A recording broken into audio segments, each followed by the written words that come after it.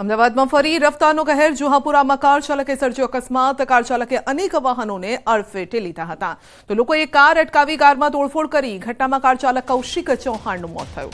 અકસ્માતના સીસીટીવી પણ સામે આવ્યા। એક યુવક કાર પર ચઢી ગયો હોવા છતાં પણ કાર પૂરપાટ ઝડપે ચલાવી। અનેક વાહન ચાલકોએ તેનો પીછો પણ કર્યો અને ઉશ્કેરાયેલા લોકોએ માર મારતા મોત થયું છે। તે બાબતે પોલીસ તપાસ પણ ચાલી રહી છે।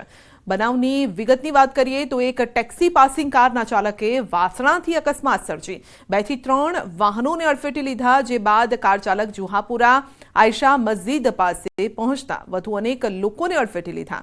આ ઘટનામાં કાર ચાલકનું મોત નીપજ્યું છે। જો કે ઉશ્કેરાયેલા લોકોએ હત્યા કરી કે અકસ્માતમાં મોત નીપજ્યું તે દિશામાં પોલીસ તપાસ કરી રહી છે। મૃતક કૌશિક ચૌહાણ ઈસનપુરનો રહેવાસી છે। ડ્રાઈવર તરીકેનું કામ કરે છે અને પોલીસે બનાવ સ્થળના સીસીટીવી ફૂટેજ પણ કબજે કર્યા છે, જેના આધારે હાલમાં વધુ તપાસ શરૂ કરી છે અને પીએમ રિપોર્ટ બાદ મોતનું સાચું કારણ જાણી શકાશે।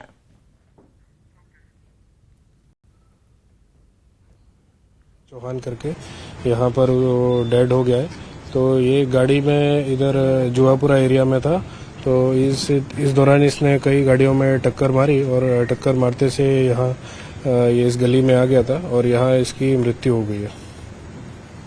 अभी इसमें हम लोग सीसीटीवी का तपास कर रहे हैं और बॉडी का पोस्टमार्टम भी कर रहे हैं ताकि कारण पता चले कि इसकी डेथ किस वजह से हुई है। मृत्यु अपने एक्सीडेंट रीते भी मानी शकीए छे अथवा के કોઈને માર્યા છે એવી શક્યતા આપણે નકારી નહીં શક્યા છે અને બંને મુદ્દાઓ ઉપર તપાસ ચાલુ છે।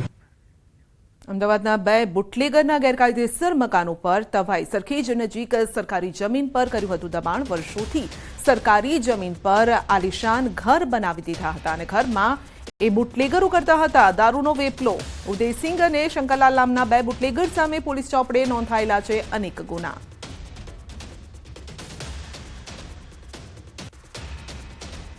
અમદાવાદમાં વધુ 2 ગુનેગારોના ગેરકાયદેસર મકાન પર તંત્રનું બુલડોઝર ફરી વળ્યું છે। હું સીધા દ્રશ્ય આપને બતાવીશ। આપ જે આ દ્રશ્ય જોઈ શકો છો કે સરખેજ વિસ્તારમાં આવેલ એલજે કોલેજની સામે સરકારી જગ્યામાં જે છે 2 બુટલેગર દ્વારા અહીંયા આલિશાન મકાન બનાવી દેવાયા હતા અને તેને હાલ હવે જમીનદોસ્ત કરવાની કામગીરી જે છે તે પોલીસ દ્વારા અમદાવાદ મ્યુનિસિપલ કોર્પોરેશનને સાથે રાખીને કરવામાં આવી રહી છે।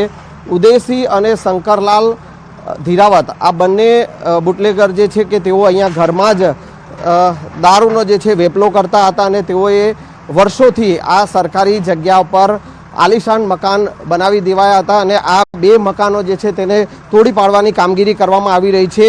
આ બંને ગુનેગારો જે છે તેઓની સામે એટલે કે ઉદયસિંહ ધીરાવત સામે 17 જેટલા ગુનાઓ જે છે તે નોંધાયેલા છે। તેના પરિવાર સામે પણ 10 જેટલા ગુના નોંધાયેલા છે।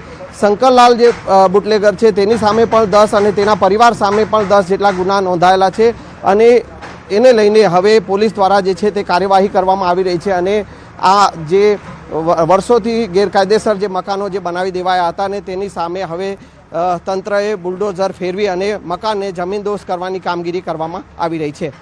કેમેરામેન નિલેશ સોસા સાથે સંજય ટાંક, ન્યૂઝ 18 ગુજરાતી, અમદાવાદ। સુરતના છેવાડે આવેલા ઉમરપાડા તાલુકાના મહારાષ્ટ્રમાં ખેડૂતોએ કરેલા દબાણ દૂર કરાયા છે। ગુજરાત અને મહારાષ્ટ્ર સરહદ પર ગુજરાતના જંગલ વિસ્તારમાં મહારાષ્ટ્રના ખેડૂતોએ દબાણ ઊભું કર્યું હતું અને છેલ્લા 11 વર્ષથી મહારાષ્ટ્ર અને ગુજરાતની બોર્ડર પર આવેલા ખોટા રામપુરા, વડગામ, કાશી, રૂઢી સહિતના ગામ નજીક 500 હેક્ટરમાં મહારાષ્ટ્રના ખેડૂતો ખેતી કરી રહ્યા છે। સ્થાનિકો દ્વારા આ બાબતે ઉગ્ર રજૂઆત કરવામાં આવતા સુરત વન વિભાગ હરકતમાં આવ્યું છે અને હાલ સુરત વન વિભાગ દ્વારા આ દબાણ દૂર કરવાની કામગીરી હાથ ધરાઈ છે। જેસીબી મશીનથી ઝૂંપડાઓ તેમજ જંગલમાં વાવેતર કરેલ પાક દૂર કરાઈ રહ્યો છે।